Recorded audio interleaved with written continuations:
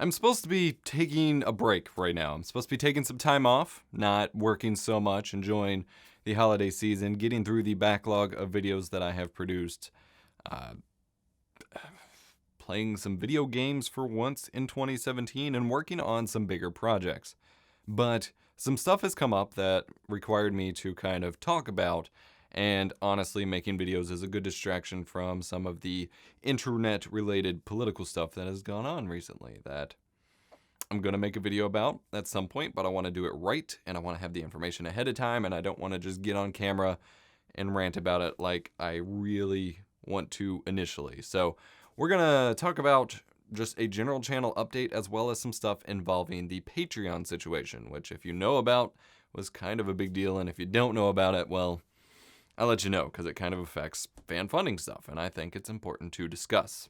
By the time you're watching this, I guess it will technically be a couple weeks ago now, Patreon announced, just out of the blue, a change that would have taken place at most like a week after they announced it, which was that they were changing their fee platform, and they worded it to be super great, super awesome, and you can read it for yourself, linked in the description below, that it was creator first and trying to be more creator friendly and earn creators more money, which initially it's like, yeah, okay, more money is great, fan funding, woo. But what they did was they took the base fee that comes out of the creator side of the Patreon thing. Well, and this is where it got confusing. So initially the split of creator to Patreon revenue is like 95% to creators, 5% to Patreon of whatever patrons actually contribute.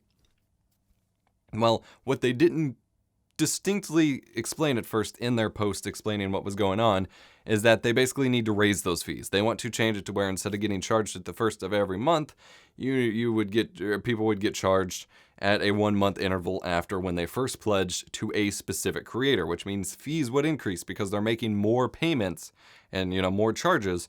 So that means more activity, and they were making, their own fees would increase. So they'd need to increase fees on the whole transaction, which meant that it would cost creators more, and they didn't want to do that. So instead what they introduced is a higher base charge, like a just straight up base charge for every pledge to the actual patron, to the person contributing to channels. Every single pledge would be like a 35-cent charge, plus they would have to cover the fees, which meant a $1 pledge is more close to like $1.50, and it gets more expensive the more creators you support, especially on the smaller scale, at different intervals, and so you get charged more and more across the entire month. To them, it was supposed to make things less confusing because apparently they get a lot of support tickets being confused when they just haven't explained how certain upfront payments work, and it was supposed to fix things, but it didn't work, and a lot of creators actually lost $1, like dozens upon dozens upon dozens of $1 patrons because they weren't about to pay basically $10 more on top of what they were paying to their creators. They weren't going to do it, and no one could really blame them. I only lost 1 or 2, and one of them has come back, so didn't affect me personally, but I knew that was there, and it's just some shady stuff, and I was made uncomfortable by it. And frankly, I don't even know if all of my patrons knew about it. Like, I made posts about it, but just because I only lost a couple initially doesn't mean that I wouldn't have lost more over time. So a lot of us were scrambling to figure it out. This is coming after, 3 rounds of adpocalypse. While I try not to talk about financial woes of the channel-based business, and I have strict, if you've ever seen me rant on Twitter about it, I don't think creators should do that. I was partaking in the scrambling to figure out alternatives. Patreon has since reversed the decision. They were quiet for a few days, and then they tried to release some bogus update about of trying to provide more context that honestly just made it sound worse, and then they waited a week, and then they released something saying, okay, we're not going to do that. The weird stuff that got involved was that Patreon has actually just received like $100 million in investment funding.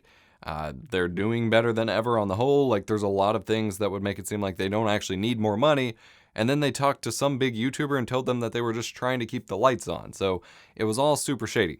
So despite the fact that they have reversed it, that means that I'm not just fully cutting out Patreon entirely, but they've kind of broken a little bit of trust with patrons and with creators like myself. Like, I no longer trust them as a platform. And this really sucks because I have found an alternative. I have found another site that I'm going to tell you all about and more ways for you to contribute. But hey, go support me on Patreon, was developing brand name recognition that you could use, or, that was beneficial to us creators. Like, viewers start to become more, as more and more creators use a platform like Patreon, more and more viewers become accustomed to the idea. They understand what it is, and so it's easier to recommend because people know what that platform is. Whereas if I'm like, oh, Patreon sucks, come support me over here on this thing you've never heard of, people are inherently going to be less likely, and especially trying to move people over, there are going to be some that fall through the cracks as a result, and that really stinks. And so I have found an alternative that I'm going to be running and kind of promoting a bit, but I'm also reconsolidating how I do crowdfunding in the first place. So previously, you could contribute via direct donation or send me fan mail. I've never really gotten it, but whatever, to my P.O. box.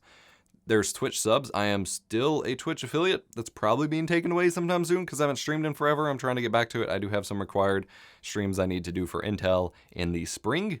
But you can subscribe on Twitch. I obviously haven't seen $1 of that. I haven't hit the $100 threshold, but I'm getting close. Or you could follow on Patreon or subscribe on Patreon, and that was a recurring contribution.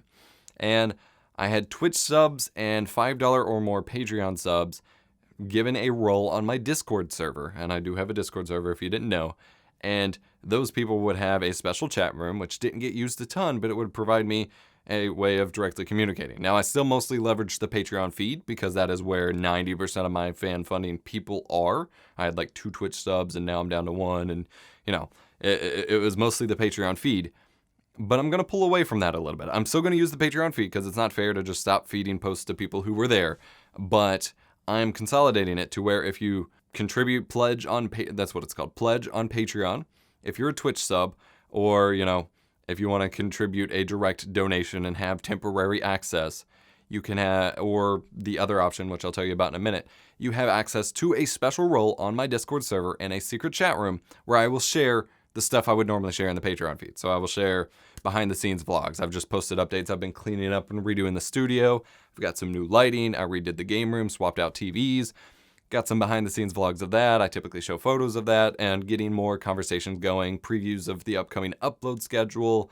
I'm trying to be more involved with it. I struggled over the summer to really keep up with providing anything behind the scenes or any contact with Patreon stuff, and I'm trying to keep up with that. So all of that is primarily on the Discord server. I'm still going to utilize the Patreon feed to give those people what they deserve, but I really want the community of people who are going to contribute on Discord. Link is in the description below. But there is an alternative platform that I have set up that my buddy Lon Seidman covered that has reasonable fees, and they all come out of the creator's pocket or the creator's cut, not the fans, the Patreon, the pledgers fund. That doesn't, you don't pay more to cover fees. It comes out of my cut, which is the most fair way to do it. And their fees in the first place, especially for small timers like me, are really, really fair and reasonable. So it is called DonorBox, and it's kind of meant more for charities because just the way it's set up, but you can set it up for pretty much anything. And so I have it set up very much like Patreon. There's like a $1, $5, and $10 tier, I believe. I'll have the link to it, of course. I just set it up. I don't remember exactly the tiers I have off the top of my head. And then you can do direct donation through there as well, although obviously it would be preferred to do PayPal. But DonorBox accepts all major credit card things. It accepts wire and bank transfers, I believe. It supports a lot of countries, and it supports PayPal. So it seems like a really good all-in-one solution where you can do monthly contributions or one-time donations. Doesn't cost you more, and you got more flexible payment options, and people who couldn't use the sites before can now use it. There's also YouTube sponsors, which is like Twitch subs and Super Chat, and those will be involved as well. But anyone who contributes to those things just simply needs to tell me. I provide links to the Discord server. You simply just need to reach out to me with your Discord username. You'll get access to the feed. And the reason I'm kind of rehauling and putting the more focus on Discord is I need a way to group together people who want to be more closely involved in a community that isn't based on a monetization platform.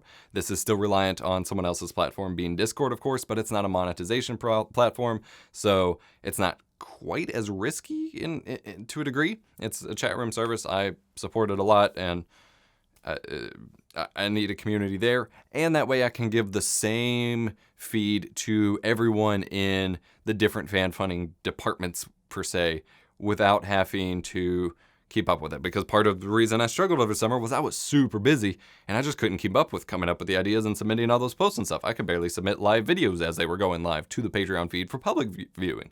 So this allows me to not have to ping every single site with stuff and keep up with that or build an email list. This means I have a sub chat. I'll post updates and behind the scenes stuff there, and you guys can go check it out. So DonorBox, new thing. Patreon did some shady stuff. It's all right for now if you want to repledge your $1 pledge if you like. Obviously, I have no expectation of this. I'm just providing updates people have asked, and when you're submitting money, it's only fair for me to provide context of what's going on and my take on it. There's DonorBox, Patreon, YouTube stuff, and join the Discord server, chat with us. And even if you're not fan funding, it's open to everyone. It's not just open to patrons or anything. So Discord server link is public. Everyone can join. We have a pretty good time over there. We're pretty chill. Get a little sarcastic and sassy over there, but we don't have any huge angry debates or anything like that. We just kind of chill and talk about tech and video games and stuff. So just wanted to update you guys with what's going on.